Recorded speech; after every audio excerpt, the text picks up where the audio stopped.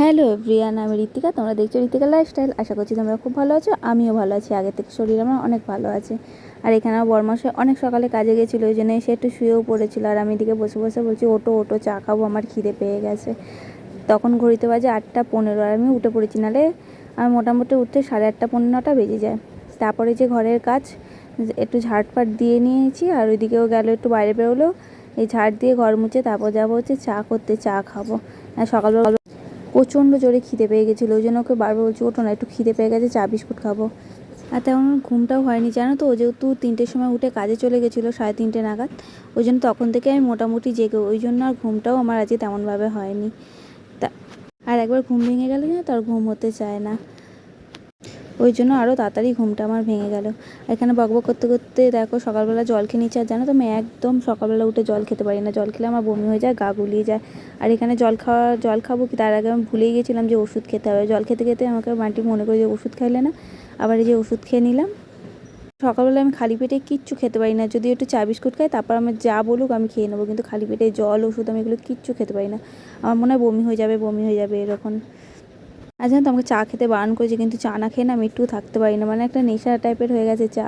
সকালবেলা উঠে আমার চা তো চাই, চা না খেলে আমার মাথা ধরে যাবে। কদিন জানো তো সন্ধ্যেবেলা চা খাচ্ছিলাম না, এত মাথা ধরছিল যে কি বলবো। ওই জন্য আমি একটু হলেও চা খাই, 1 কাপ না খেলেও হাফ কাপ হলেও আমি চা খাই বসে বসে। আর চা কিন্তু একা খাওয়ার থেকে কেউ একটু পাশে থাকলে চা খেতে কিন্তু বেশি ভালো লাগে। এখানে বকবক করতে করতে চা খেতে বেশি ভালো লাগে। একা চা খেলে ওই এদিক ওদিক তাকাতে তাকাতে আমি চা খাই বসে বসে। আর এখানে চা খেয়ে চলে এসে হচ্ছে রান্না করেছিলাম হচ্ছে টমেটো দিয়ে ডাল করেছিলাম, বেগুন ভেজেছিলাম, পাঁপড় ভেজেছিলাম, আর মাংস করেছিলাম। এই আজ দুপুরে রান্না করেছিলাম। আর ওই বাড়ি থেকে একটু আমাকে বিরিয়ানি পাঠিয়েছিল, মামার বাড়ি থেকে। রাত্রিবেলা করেছিল, রাত্রিবেলা তো যেহেতু আমাকে পাঠাবে না, ওই জন্য সকালবেলা বান্টি গিয়ে এনেছিল বিরিয়ানিটা। বোন করেছিল, ওই জন্য মামাকে যেতে বলেছিল, কিন্তু অত রাতে আমি আর যাবো না, যেহেতু রাত করে বিরিয়ানিটা করেছিল, ওই জন্য এখানে গরম করে নিচ্ছিলাম। আর এখানে আমি একটু ঝাল কম দিয়ে এখন মাংসটা করছি, কেন বেশি ঝাল খাবো না। আমি একদম ডিসাইড করে নিয়েছি বেশি ঝাল খাবো না, অল্প ঝালেই করব, যা করব। চলো একবার দেখি দিই তাহলে কী কী মোটা রান্না করলাম। এ দেখো মাংস,